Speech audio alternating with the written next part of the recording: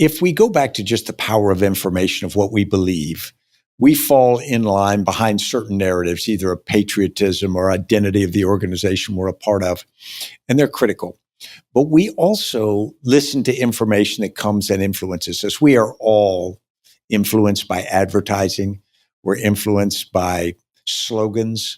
We look at, of course, the master Adolf Hitler, who created an entire idea that Germany had to come back into the world after the First World War in a proud and strong way. And then he pushed a number of ideas that were, of course, much more extreme than that. But Adolf Hitler was still popular in Germany the day he was killed in 1945. Now, that's unthinkable because after 12 years of essentially taking his nation to war and destroying it, Germans still believed in him because the power of the message was it was almost like a narcotic. And we say, well, that could never happen to us. Well, let's look at tobacco in America. Back in the 1940s and 50s, it became clear that tobacco was a carcinogenic and nicotine was, of course, highly addictive. And as that information started to become really logically irrefutable, the American Tobacco Institute, which was funded by Big Tobacco, implemented a very clever campaign. And they didn't take on the idea. They didn't say, no, tobacco doesn't cause cancer. What they said is tobacco may cause cancer. They left a little bit of daylight, and they left each person who wanted to smoke, they left them daylight to say, well, it may cause cancer, but it may not.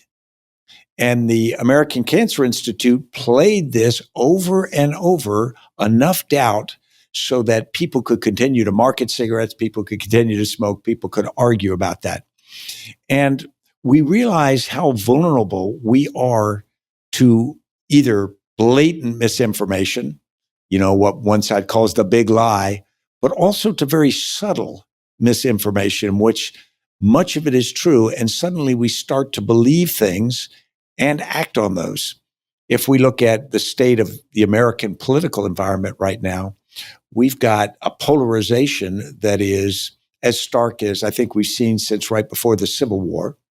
And there were strong economic causes for it then. And we don't have the same root causes now pulling us apart. Now they are more tribal.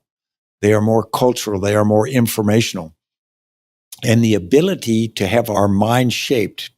If I was in tech right now, if I was a big tech leader and we're talking about risks, I would get up in the morning and I'd say, I may have created the thing that is going to destroy my firm.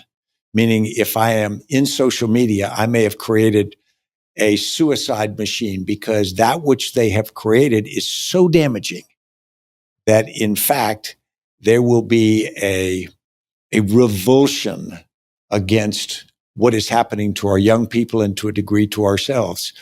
And so I think that if tech leaders don't get in front of this and start to understand it, and I could argue the same may be true of artificial intelligence as we start to employ it more and we understand the impacts, I think that leaders have got to understand that the actual risk to them may be now in failing to get in front of it and act on that now and shape it so that it is not as damaging as it can otherwise be.